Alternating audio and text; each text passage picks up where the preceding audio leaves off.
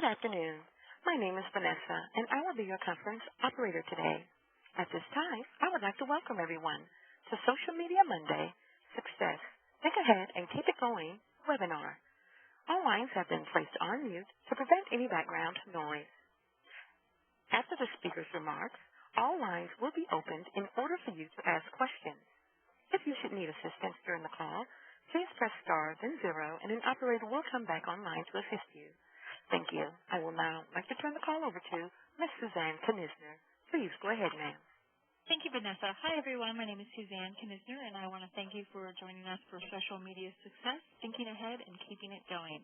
Again, my name is Suzanne Knizner, and I will be facilitating today's event. I am with Campaign Consultation, and I'm a project coordinator for the firm. Before we get started, I would like to go over a few details, including if you lose your internet connection or phone connection, please call or log back in as you did originally. The conference call line is at the bottom of your screen right now if you want to make a note of it, 1-877-297-9359. And before I pass the mic over to our presenter, I want to let you know that this event is being recorded and will be available on the Vista Campus Social Media Monday landing page, as well as all of those links presented during this webcast will be available at the end of the presentation. Let me introduce Michelle Bond, Project Manager for Campaign Consultation, who will introduce today's presenters. Thank you so much, Suzanne, and welcome, everyone. We're really excited to have you with us today for another Social Media Monday web shop. Joining us today are Liz Matthews from the Corporation for National and Community Service and Danielle Ricks, the Social Media Specialist here at Campaign Consultation. And I know that Liz had a last-minute meeting, so I think that she'll be joining us a little bit later in today's session. So I'll just go ahead and keep us going, if that is all right with you. So if we could advance to the next slide after Liz. Great. So for those of you who are joining us for the first time, again, welcome.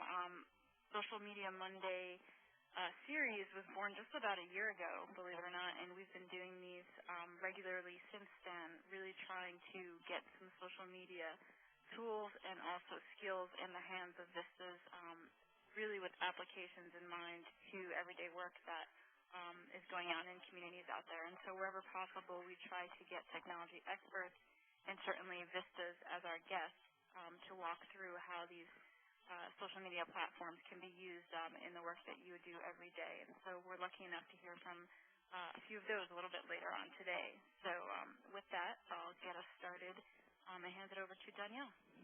Thanks so much, Michelle. As Suzanne said, I am the social media specialist here with Campaign Consultation, so happy to pull up on our 12th webinar for you guys. It's been an honor and a pleasure, and we're glad you're joining us again. So today's agenda, we'll be talking about developing a social media plan, whether you are at the beginning, in the middle, or towards the end of your service year. We want to help you with your social media plan and help you create a social media timeline and integrate that into your plan. And we have two Vistas joining us who have been in past webinars, web shops. We're so glad to have them with us. We're going to use them as their case studies, and they're going to tell us about their social media plans and how they had an exit strategy and what that would be. And we're going to start to talk about creating a social media exit strategy for you all. What are the kind of things that you should be thinking about as you leave your position in social media and pass the torch over to someone else? We promise to leave time for questions and answers. We want to make sure that we get to those. And in the meantime, you'll see that chat feature on the side, and you can post questions in there, and we'll get to those from the chat as well. And we can go ahead and advance the slide. So while we're talking about a social media exit strategy, we also want to make sure that everyone knows that this is something that you're thinking about from your first day through the end of your service. So really, we know that Vistas join us at all different points in their service, and we may even have some alums on the call as well. So just to get a sense of where everyone is with us today, if you would just take a few moments to fill out this quick poll. You can do so by looking in the bottom right-hand corner of your screen and just filling out those 5 questions there. That will give us a sense of where everyone is and what you're looking to gain from this session. So that we can provide the most useful information to you.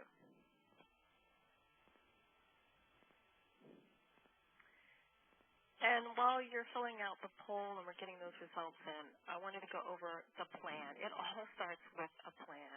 You want to develop a project scope and timeline that's going to include the evaluation of the current social media sites that you have. If you're just starting your position, you're just starting out, you want to see what's already been put up. Do you have a website? Is there a Facebook page? Is there a Twitter page? Is there a Flickr page? And then you want to determine what social media sites would work best for your organization. You want to identify the content that you want to share. If you're just starting out, you don't want to roll out 5 different platforms at the same time. So if you have a lot of content, say video content, no one's saying that you have to start with Facebook. You could start with YouTube, and you could have a YouTube contest and to build your audience that way, and then migrate them over to Facebook. Or you could start with Facebook first and take them from YouTube then over there. Do you have a lot of archival footage? Do you have a lot of archival photos? If you have a lot of archival photos, you may want to start with a Flickr campaign. And everyone does not have to have a Twitter account. So part of what you're going to do when you first get there is figure out what's going to work best for your organization. If you're halfway through, you can look back and see where are you getting the traffic, where's your audience coming and congregating, and where's that organization getting its most oomph. And you might want to drop off a couple of things or put them back later in the year. And to help you do that, you want to develop a timeline for when and how to engage your social media communities. You just don't want to jump into the deep end of the pool with your bathing suit on and start swimming and treading water. You want to have a plan of how am I going to get to the other side of the pool because I can't do 15 laps. So make sure the community you're serving is aware of how to use the social media tools. We can come up with the best plan, the best strategy, the best way of communicating with people online, but we have to keep in mind that this is going out to the people that we serve. So if they don't get it, then that's not going to do us a lot of good, even though we've developed this wonderful social media strategy. And do we have poll results, or should I keep going? We do. Great. It looks like 55% of the audience is a New Vista, and it looks like most of them are not going to transition out of their service. Okay. And is social media part of your current role? 82% said yes. And do they have a social media plan strategy? 57% said no. So we'll be able to help them today. And let's see, the majority of the people are looking to develop a social media plan, followed by learn how to prioritize your social media tools. Great. Well, you know what? This is the right web shop for you guys. Okay. So let's go ahead and advance the slide. Michelle's going to talk to you about, sometimes it can be overwhelming when you say, oh, you have to come up with a plan. So Michelle's going to talk to you about how we started narrowing down what we needed to do in terms of helping the Vistas with our social media plan. Great. Thank you, Danielle. And, yeah, that's wonderful to see where everyone's at, so hopefully we can give a few pieces of information that'll be takeaways for you all. What we're looking at right here, the 6 Ds of dynamic development, is a model that we use here at Campaign Consultation to help think through whenever we're starting out a new project. And it's very much what we use sort of as the big picture way to go about the work that we did around social media with Vista and continue to do. And so that starts with the discover phase, and that is really where you want to do your research. If you're just starting out in your service, there's a lot of this in everything that you're doing. You're trying to find out who the key stakeholders are, both within your organization but also within your community. And so specifically, if, as it seems like is the case for many of you, social media is a part of your role, you want to find out who are the players that need to be involved with that process, both at the decision-making level but also, you know, at the idea level. And that takes us into the dream stage, which is really the brainstorming piece. Here's where you can have, you know, the most people involved in the process early on. Everyone likes to have their their fingerprints, if you will, on when you're thinking about ideas and things. And here's where you're still gathering information, but you're also gathering ideas. What does your plan need to look like? What types, as Danielle was alluding to, what types of platforms do you want to use? What is already in place? Is it working? Is it not? Here's where you're kicking around all the ideas. Then you move into the rediscover stage, or sometimes we like to call the reality check phase. So you've done your initial research, you've done your brainstorming, and here's where you come back and say, okay, what's really possible? Wouldn't it be great if we could be on Twitter and Facebook and Flickr and YouTube, and we have contests and they all tie together, but hey, I'm only one person, and this is only 10% of my assignment. So here's where you look at what's possible and really where you want to start. And Danielle will talk to this a little bit and how sort of we ended up. But for example, Social Media Monday that we're providing to you now is just one slice of our social media plan. And so this was really an outgrowth of some of the ideas that were expressed in the dream phase where the goals were laid out. Then you get into design. This is both creative design, sort of where you're going to come up with whatever the look and feel, the branding, the logo that you need to for your organization, but it's also designing what your plan will look like. So if you've identified one or two places where you want to get started, or you're already in those one or two places and you want to kick off a new campaign, here's where you start to lay out what that'll look like. Who are the people who are going to help you get the word out? Who's the person you need to talk to craft the messaging? Maybe you have to craft the messaging. Who do you need to get approval from? So those kind of steps. You start to lay out the steps in the process. And as part of design, some of the things that you're going to have to think about are what are the backgrounds going to be for your Twitter page? What logo are you going to use? Is your logo going to be consistent? Is the logo going to change from across your social media site? Even if you look on this slide, the background that we designed, that came out of a dream session as well. What did we want to say on each slide in the background? And that takes some checks and balances. But the design phase, particularly since social media is a very visual medium, you want to spend a good chunk of your time getting buy-off from supervisors and the organization, and that everyone is clear about how you're going to represent yourself online. Oh, that's a really good point. And it can be social media is an opportunity to add in some new things. So you want to make sure that it's consistent with what you already have out there, both on and offline, and so that your target audiences can identify with you when you're opening up a new space. So once you do that, then you move into the development phase, and this is where really the work starts to happen. You start to put these plans together. Maybe you lay out a timeline for the type of work that you're going to do for the next few months. You start to contact the people who are going to help you get the message out. You start to look at models that have worked for other people, et cetera. And then deliver is obviously when that work is in full gear. And then it takes you back to the discover phase, which is really looking at things again, asking questions, bringing your stakeholders, community members, anyone who is involved back together and really do some evaluation, figure out what's working.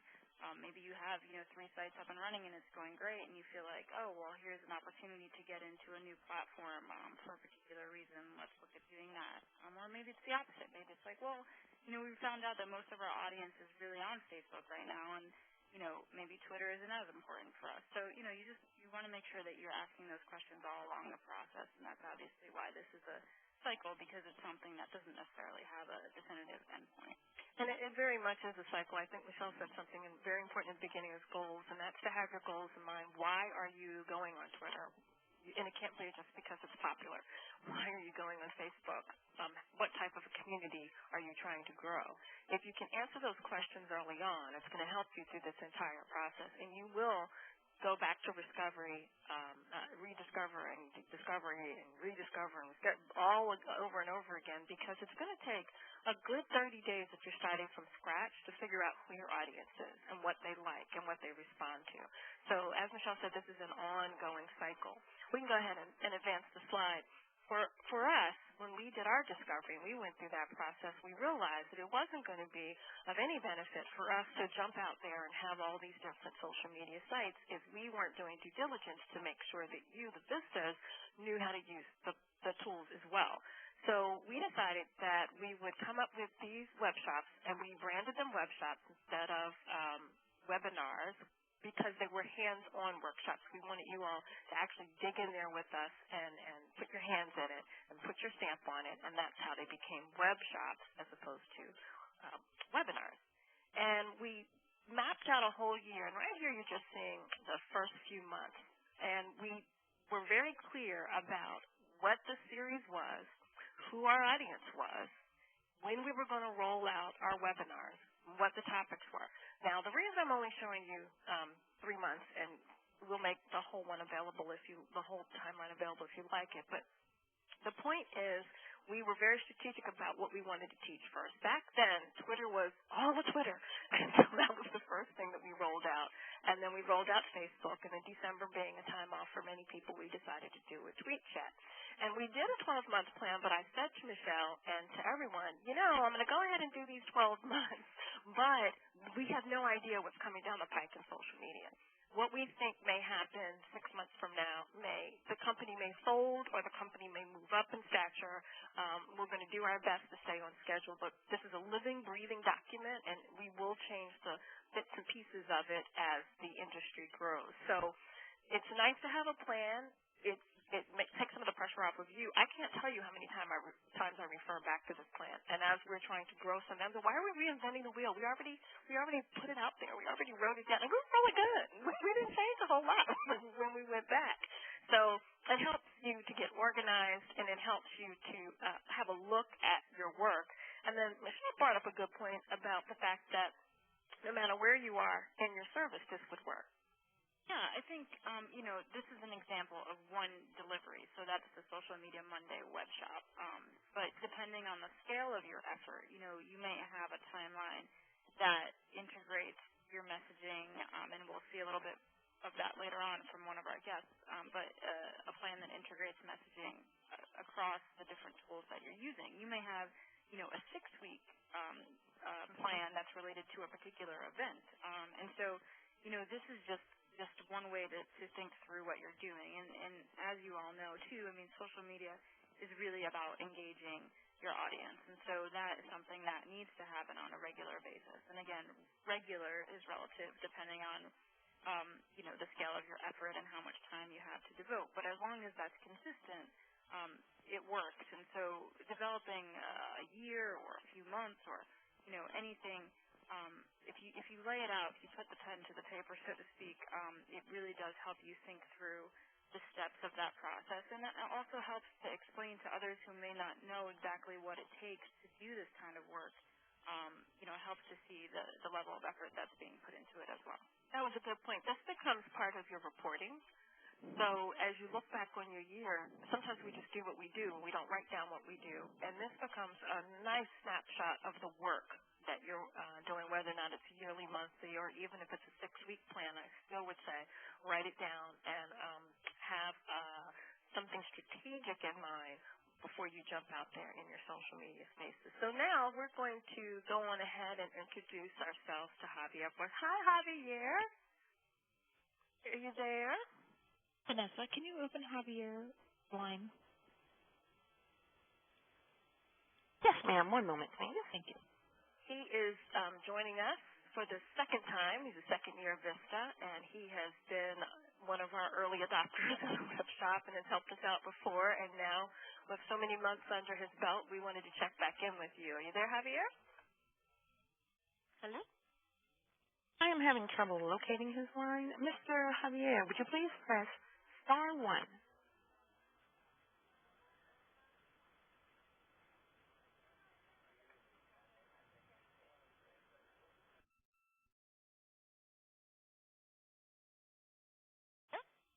Hello? Okay. Hey there.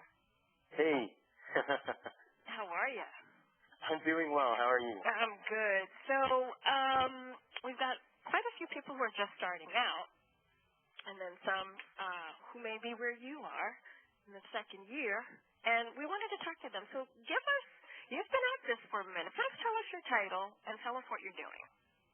My title is the Watson Couch Coordinator, and I manage a community indicators website we have health data for Whatcom County in Washington State that's specific to the cities and the residents here. So I manage that, and I use social media to let people know what new data we have, what new reports we have, and anything new and interesting we've added to the site. And particularly, I know you use Twitter because we Mm-hmm. speak back and forth. And what other Mm-hmm. tools are you using? We keep ourselves to Twitter and Facebook. Our data isn't too, I would say, entertaining, so the text format seemed to work really well. Great. And so you've been at this for a while. What are some of the things that you would want to share? 3 takeaways you'd like to share with the Vistas regarding how to maintain a social media presence? Well, I would say, first off, document everything you're doing. Keep your login somewhere readily accessible, as well as just one of the things I just started documenting is who I interact with regularly on Twitter and Facebook. That way, whoever takes over my role next year will have an idea of who to keep talking to, who to keep dialogue open with. I would say to encourage staff to get involved early in the process.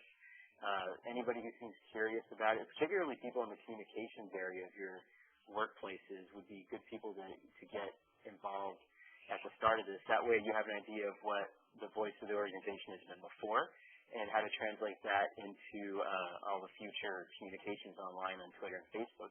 And I started thinking about the transfer of this right from the get-go. So I wanted to make sure that whatever I was doing wasn't just this is the Vistas project. This is the Vistas project that's going to be integrated into the rest of the organization's protocols and procedures. So I started writing that into our social media plan from the get-go. That's great. And did you have a social media plan? Did you have that in mind, or did it just evolve? I had that in mind. That was definitely something that my executive director wanted to have before we jumped in. She wanted to know why we were doing this and what the outcomes and outputs were going to be to measure success for it. Okay. And then once you had your plan and you set off on this journey, how did you determine what you were going to post? Well, I started by looking at what other people were talking about. I tried to find other similar organizations, so community indicator projects, to see what they were doing, but also just what other people in town were posting about, whether it be locally specific stuff or national topics. And I decided to try to match what we were posting to what the hot topic was so that we could show how it mattered and how it was relevant. I think you made a great point, and that is similar organizations. A lot of times people don't know who to tweet with or who to interact with, and similar organizations is a great way to start, people that support your mission. Yeah, just a little side note. For us, there weren't too many community indicator sites out on Facebook and Twitter yet. Mm-hmm. So we just started looking at what we valued as an organization and what we would talk about when we would do presentations about Whatcom County or when we had community meetings, and sort of streamline that for an online audience. That's perfect. And then how often do you post to Facebook and Twitter, and how did you decide that ratio? I decided that ratio based on what, I hate to put it this way, but what would annoy me is how I would think about it. If I logged onto Facebook and I saw that somebody was updating constantly about Farm Bill or something like that, I would get a little annoyed. So I try to keep Facebook updates maybe to once a day, twice if there's something really interesting added to the site. Twitter, I feel a little more free to post about. I've read a lot of research that at the most frequent times, or most times that people read tweets is after lunch and towards the end of the day, which makes sense during the work day. So I would try to keep posts limited to those times. And what tools have helped you manage your account? I love Hootsuite. It's an online, I guess, interface for Twitter and Facebook. It allows you to schedule posts. It formats them properly. You can add links, and you can create custom columns to track specific things. An online resource I find really helpful is Mashable.com. They have a lot of beginner's guides for Twitter and Facebook, and it just gives you a good feel for what's going on in the social media community. That's great advice, Javier. You're not going anywhere. We're going to bring you back a little bit later on. But if you had to give advice to the Vistas who are just coming into their social media role, what would that be?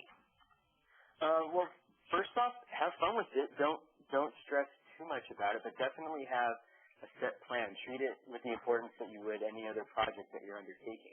That way the organization knows that it's relevant and you can demonstrate some results to them. Great. And for those of you, it's Mashable.com is the website. We just put it in the chat. And Hootsuite was the tool that he referred to. All right, great. Thank you. We can go ahead and advance the slide. Vanessa, can you open Robin Stegman's line, please? Yes, ma'am. One moment. Thank you. So that's Mashable.com, www.mashable.com, and Hootsuite, HOOTSUITE.com. And we'll put both of those in the chat room for you. Ms. Stegman, your line is open. Hello. Hey there, Robin. How are you? Good. And this is your second year as a VISTA. Let us know what your title is and what your project, where you're serving. Yeah, I'm serving at the Spencer Center for Civic and Global Engagement, which is a long name for an organization that basically works with everything from study abroad to service learning to community service to getting students more involved in the community at Mary Baldwin College. Great. That's great. And you've been doing this for a while. You were also one of our early adapters and have been with us for a minute. So tell me when you started thinking about your social media exit strategy. Yeah, I probably started thinking about it in May, so about 5 months before I actually transitioned out. I think with this position, I started thinking about it on the second day. So I think with a lot of those new people that there was, when I was 5 months to the end, I had to remember a lot of what I had done, where if on the second day I can kind of chart where I've gone. And then we talked about you had some key findings, and one of those was to make a list of everything that you've done, correct? Yeah, I think when you're looking for sustainability, the good thing to do is to make a list of everything you've done. And then once you start getting towards the end of your service, you can decide, look at all of the materials you've created and see what of that list can be duplicated based on the information that's available to the staff and to the new VISTA. And then anything that can't be duplicated on that list, start documenting what you've done, where it can go, and the information that's kind of needed for that duplication. Okay, great. So we're going to go on to then the next slide, and this is what Michelle was talking about a little bit earlier, the messaging. We were going to a conference, the National Conference of Volunteering Service. I lost my thought for a second. And we knew that we were going to have a lot of messaging that was going to be taking place. There were several of us that were going to be tweeting. And instead of trying to recreate the wheel, I came up with a document that we all used, and it had not scheduled tweets necessarily, but anything that anybody wanted to pull up at the last minute.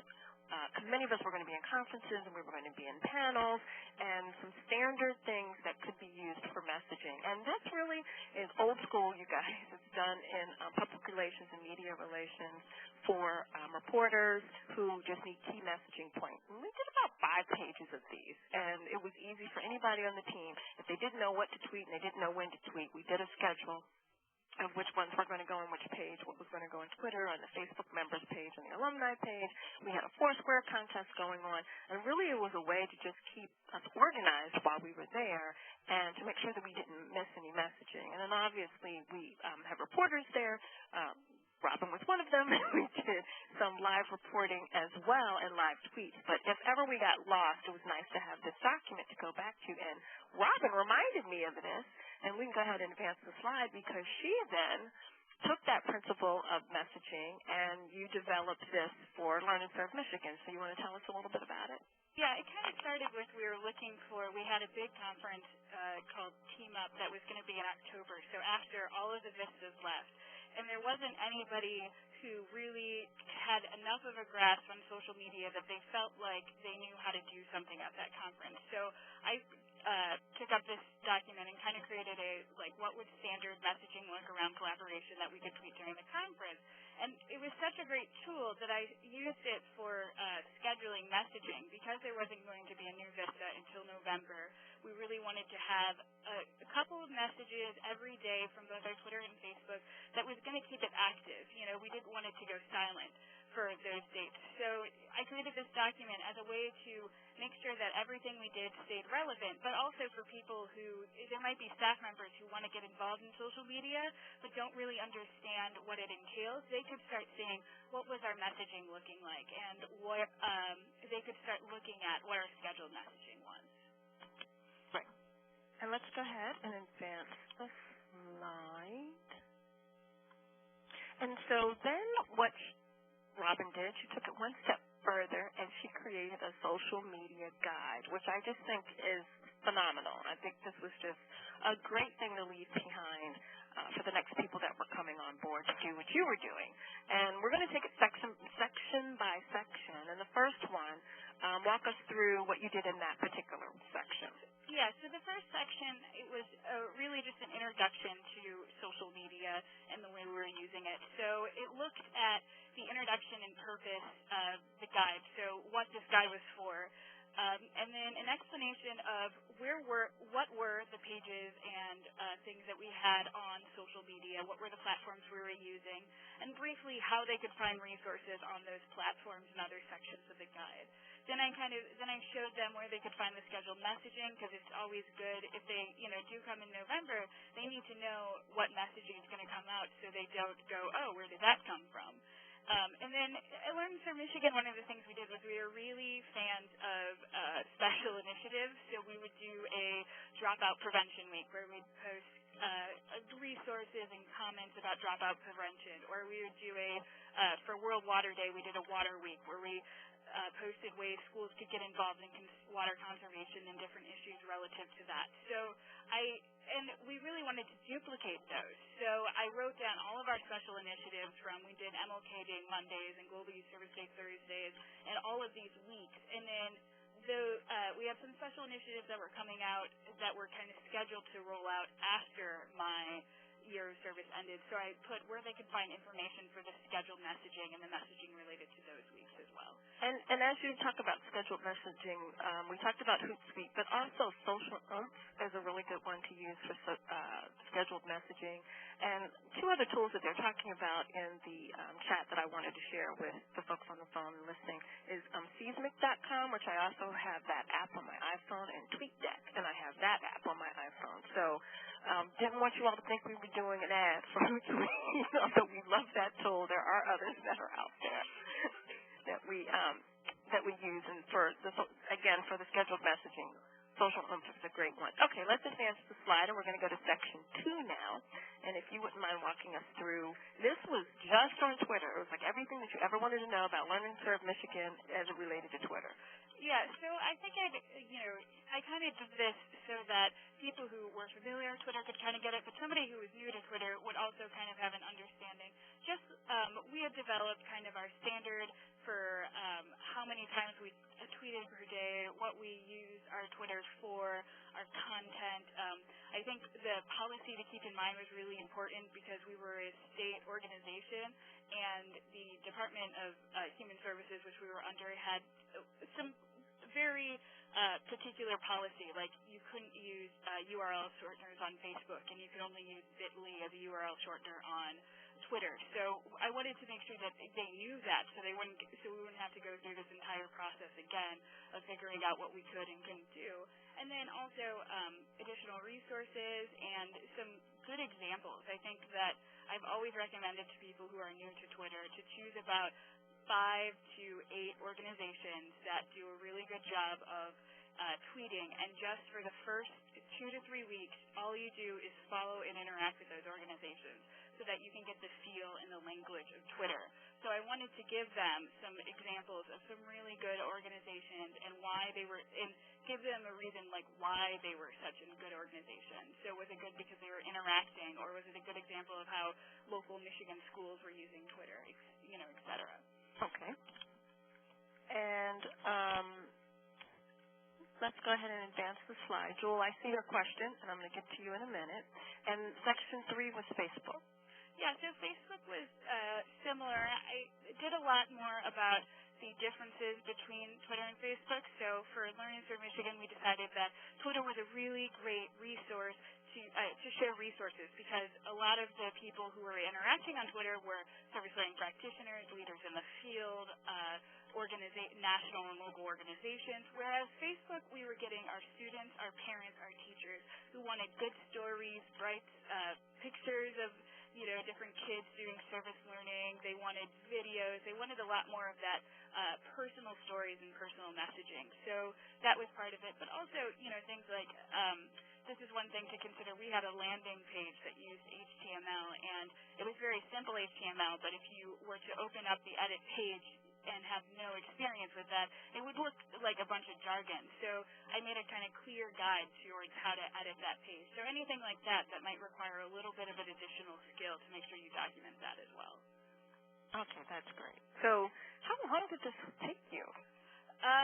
It took me, I think, maybe about a day only. It actually wasn't that hard, because we had been doing some social media training already. So, and between stuff that was available through Social Media Monday and other places, it was pretty easy to just copy and paste and then add whatever that I didn't have on hand. I know they were internally grateful to you when they saw And then let's fast forward to the next slide about blogs. And blogs are still social media, you guys. I know that they seem like they're apart and aside, but bloggers are actually starting to get as much recognition as traditional media.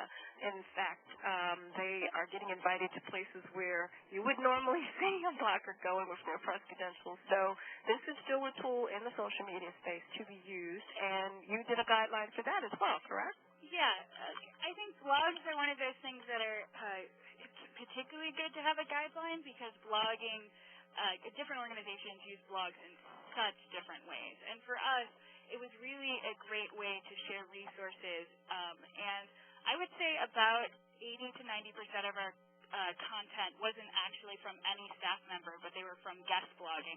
So they were leaders in the service learning field or national service field that we would invite to write things about proper reflection practices or how to build partnerships in the community or things like that.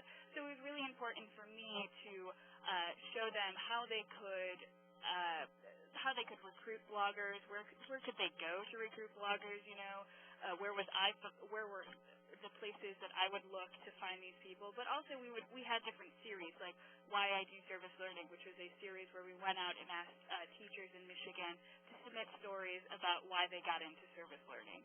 So I wanted them to have those things for them so they could kind of get a look at how Learn and Serve is using their blog. Javier, do you all have a blog?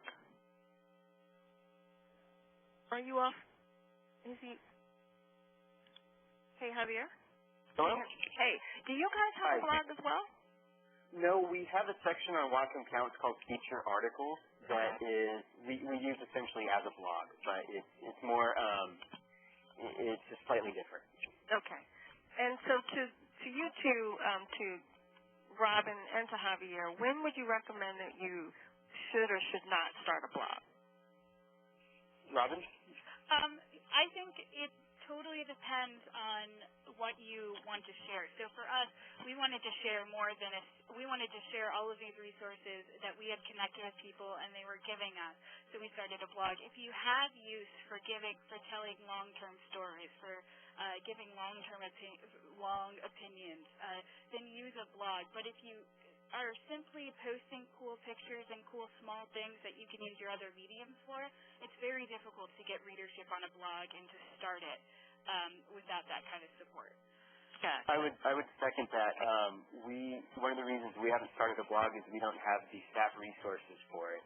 Mm-hmm. A lot of our articles we get submitted from the community, but we don't have them coming in on a regular enough basis to, I feel, sustain a blog. So that was our main decision.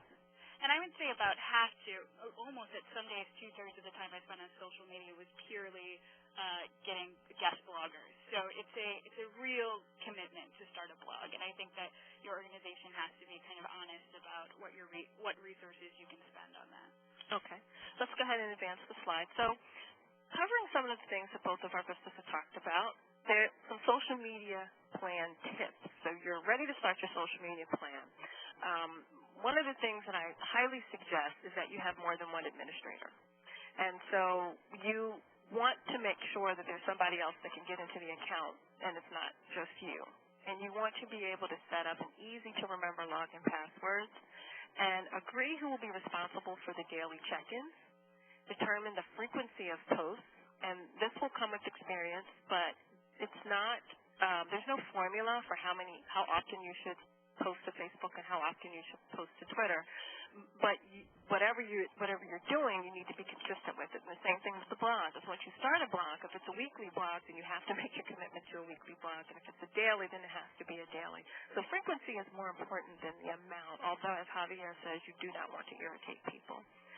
You want to know who's going to answer complex questions. Michelle, you can speak to this a bit. We often get questions that are we have to tear up. Yeah, and I think,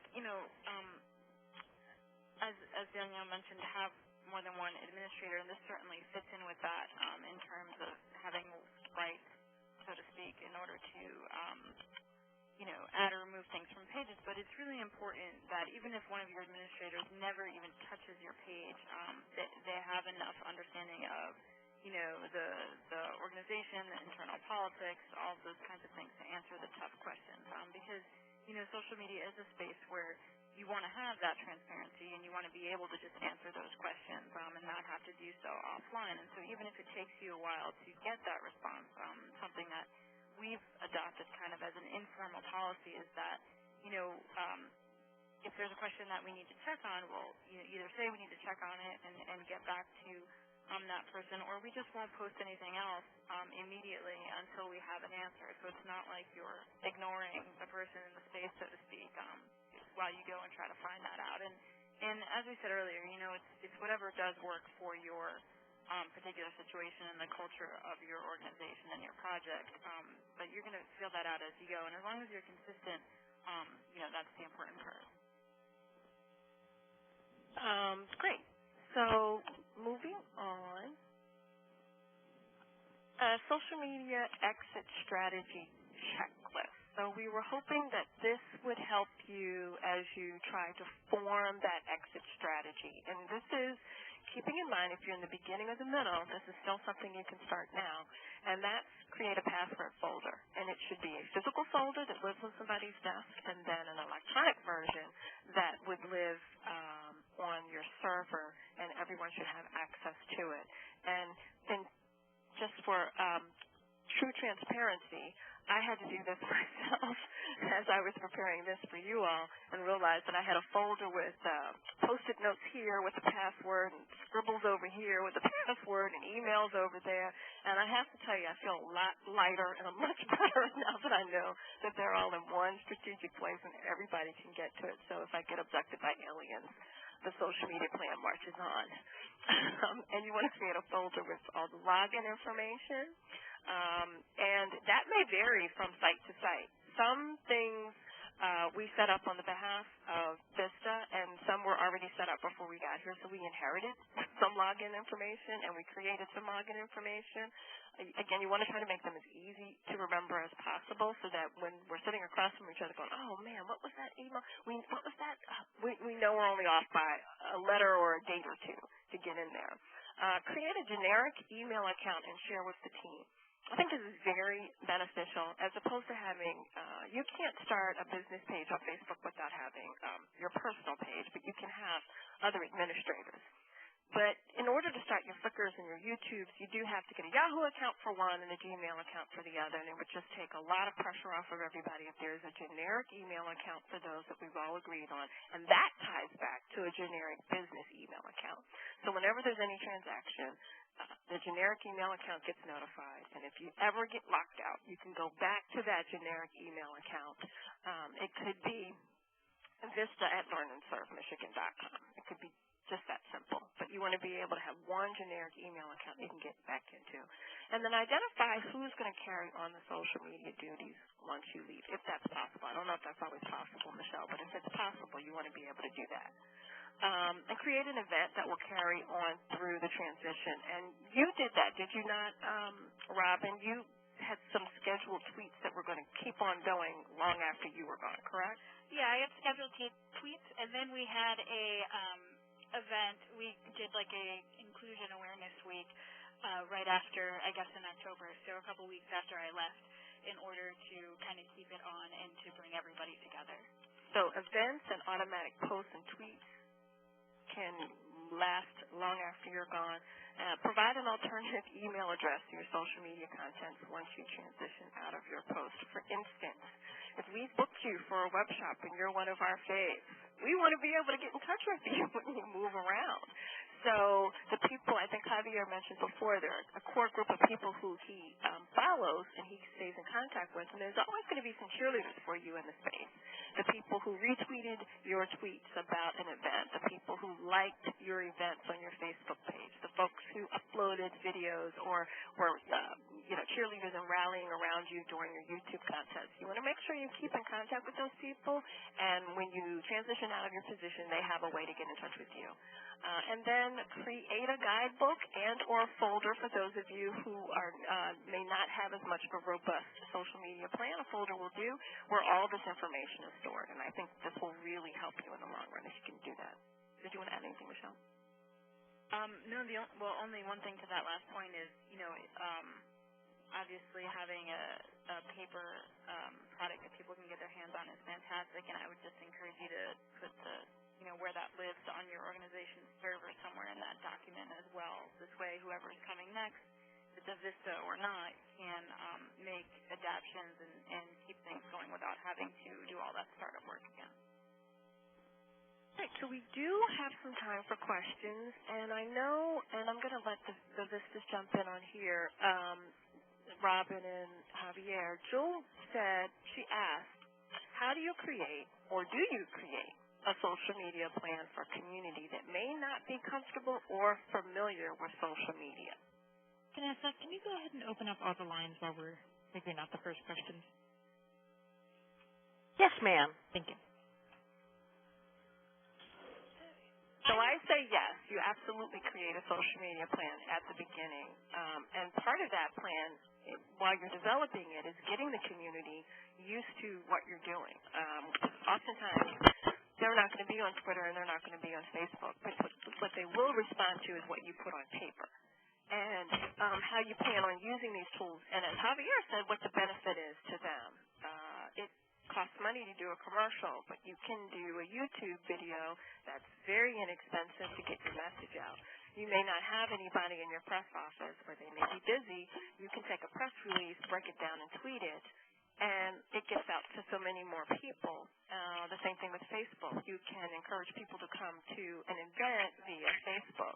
All these things then can get turned into your social media plan that you share with the community, and that gets them more comfortable with this scary thing called social media and this scary online space because everybody's not familiar with it or comfortable with it. Javier or Robin, do you agree or have something like that? I would agree. I mean, I would go as far as say it's vital if your community doesn't understand social media to have a plan because a lot of times they fear what's unknown. And for me, having a social media plan was finally I could go to people who aren't on Twitter and say, this is what I'm saying. I'm not saying anything either inappropriate or scary. These are the messaging. These are the kind of people we interact with. And so they kind of have that, they can kind of start by seeing the plan. It's a hard copy, and they can start seeing what you're doing, that you're not just spending 2 hours a day on Twitter for nothing, that you are interacting, and that you're saying good things about their organization. And I think, too, I'm sorry, I just saw a question that Mindy had about how you can tell what social media outlet is most used in your community. I think that's a great thing that I would also recommend that you encourage people to start interacting with social media personally. It's the best way to get into a community. Like, it's the best way to start doing it for work is to use it for your personal life.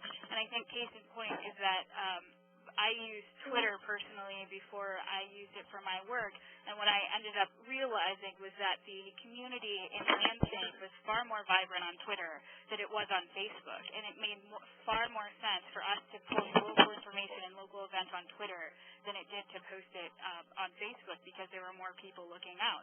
But here, where I am in rural Virginia, that's a totally opposite the case.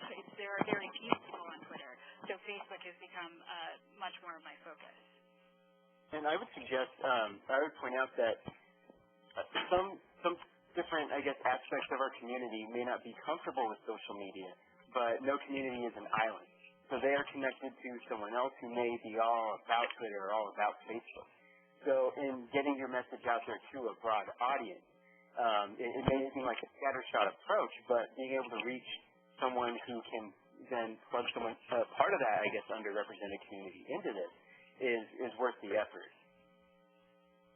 Yeah, I think, I mean, totally agree with both Javier and Robin. And I think, one of the things that sort of the other side of that coin is for so many of you who are doing social media as part of your VISTA assignment, I think it's really important to have a plan, even if only for yourself. I think one of the things that devising a plan forces you to do is look at your time and also look at your tasks and also see how they can integrate with social media so that social media doesn't become an end in itself, but it really becomes the strategy by which you can, interrelate all the other things that you're doing or your organization is doing. And so even if your community is not familiar and it becomes something that you share with them, as time goes on or as they warm up to it for your own planning purposes and mapping out what your weeks and months look like, I think that's really important. So sorry to interrupt. Apparently, we can hear someone's music from your office. So if you could please turn that off while we have all the lines open, and we can continue with our Q&A and presentations. Thank you. I want to jump in on that one too, which ties into someone, I think it was David asked, how often do you post? Part of the planning that Michelle and I did around the position, the social media specialist position, was how often not only do we post to our sites, but how much time are we going to devote to each part of our social media plan? Literally, how many hours are we going to donate to Twitter? How many hours are going to go to Facebook? How many hours are going to go to research? Because part of your job, if you're doing social media, is to stay up with trends. And so taking this web shop is a great one, but I would encourage you to take others. I would definitely encourage you to stay on top of Mashable.com. I would encourage you to stay on top of the articles at Alltop and to follow some of the quote-unquote social media gurus to see what they're doing. Cartoon forum. Hello? Sir, did you have a question? Well, I think they were talking to someone else. They didn't know we can hear them. All mics are open, just as an FYI, guys. So it helps if you can break down your time and how much energy you're going to put towards it. But what you're going to find when you're experimenting in your space is what your community responds to. And I think Robin alluded to this a little earlier. We, in the beginning, posted quite a bit on Facebook and on Twitter as we tried to grow our community, quite a bit. Your goal is that the community becomes a place where they can engage and talk amongst themselves, and you can go in and feed conversation every now and then again. I probably was a little bit more irritating than Javier would have liked because we did post quite a bit to both Twitter and Facebook. Because Twitter is very fast-paced and the information is going very quickly, it would be very difficult to irritate people in that space. So yeah, it's quality versus quantity in that area. And I have to say, I didn't feel annoyed by your phone.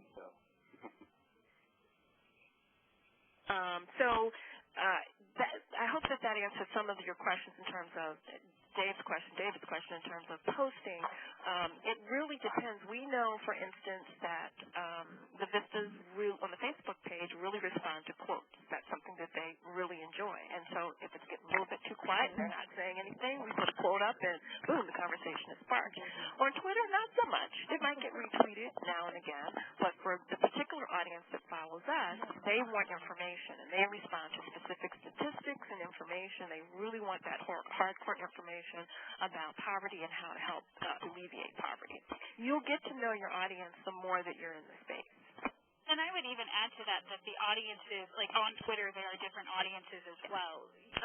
I've kind of noticed that when I post a lot more, the people who maybe only have 30 followers who are following me just because I know they're like uncle's brother really don't like that. But the people who are on Twitter all the time, who use that for research sharing, really enjoy that. So even within Twitter or within Facebook, you'll find that communities are different depending on what your organization, who's following your organization. Right. I'm looking at some of these questions. How important, Jewel asked, how important do you feel branding is towards an organization's use of social media? I think it's invaluable. We hope that every time you see that AmeriCorps Vista sign in the social media space that you know that that's us. And probably you don't know subliminally, but that background that you're looking at on this page matches a background to our Twitter page, which also matches a background to the Vista campus. So whether or not you know the branding is tied together or not, we worked very hard on making sure that it's a seamless process. And Michelle could speak to this a little bit more, but we also were very conscious of what was going to be our social voice and what was going to be our corporate voice and what those two looked, what the difference was going to be between the two. Yeah, no, I would agree. And I think that, too, to keep in mind, I mean, depending on the size of your organization, if it's affiliated with a national, headquarters or a national brand, I mean, the brand is more than just, a logo or a design or a look and feel as well. So, your brand is also what you stand for and what your mission is. And so if those, depending on how strong those are within your organization, I think you leverage those accordingly. So it's the same way with offline media, the same way that you would be sure to include that in a press release or something like that. You want to make sure that it has the same level of importance across your social media sites and that your messaging is in line with that when it comes to tone and when it comes to the types of information that you're sharing. Correct. Brand and mission go hand in hand, and you want to make sure that you stay true to both of those. You guys can keep chatting. We have a little bit more house cleaning that we have to do in this 5 minutes that are left. And we will continue to we'll move this conversation over to the Vista campus, and we'll tell you where to get that information as we wrap up here. So we don't want to cut anybody short. There's some great questions. So Robin and Javier, also if you're able to chime in that space as well, that would be fantastic. Great. Great. So a couple of things to keep in mind.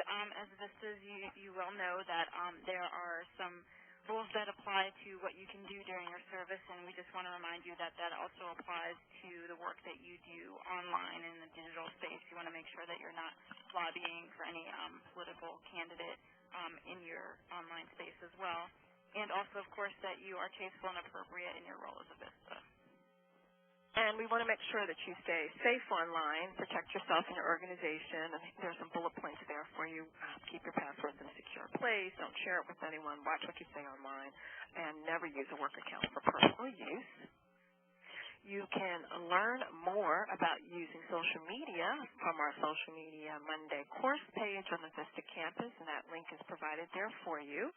And you can look at all of our past workshops, and what's provided is the PDF form. You'll hear the audio portion of it, and you can also print it out and use some of those. And when this one's available, please print out the checklist, make sure that you use it. And we have some useful web links for you. And while Michelle reads those to you, I'm going to go try to find this Vista link where we can keep this conversation. Oh, you're doing that too? Yeah. All right. No, she's doing it. Then I'll keep going. Yeah, go for it. Great minds, thinking alike.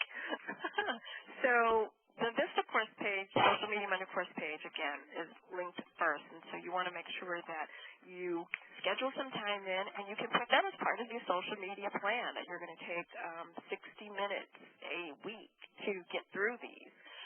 to listen to them as part of your ongoing learning.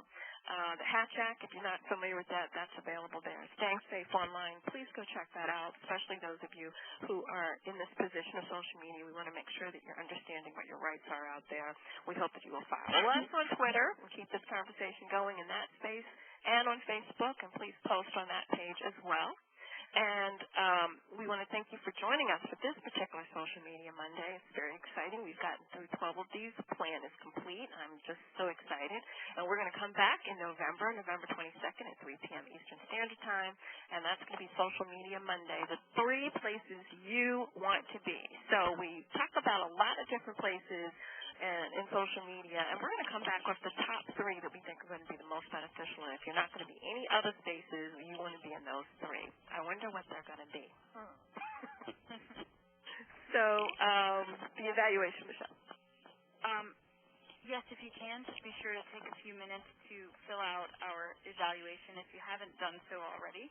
And for those of you who did, we appreciate it. We'll continue to obviously improve as we go. I've posted the link there where we can continue the conversation, and we'll be sure to go through the chat and make sure that we can address everything that you're interested in. So for those of you who joined us for the first time, thank you so much. For those of you who've been with us, we really appreciate it, and we look forward to seeing you next time. And Olivia, I see your question in the chat room. I hope you'll take it on over to the forum. And Javier and Robin, thank you for joining us. I'm hoping you'll have some opportunity, or you'll have a chance to go over and answer some of these questions as our resident experts on this. I will obviously go over there as well. So those of you who did not get your questions answered, that's the place to go, to the forum, and we'll be able to answer them all there. Thanks for having me. Thank you. Thank you so much. Thank you, guys. Everyone. Thank you. See you at the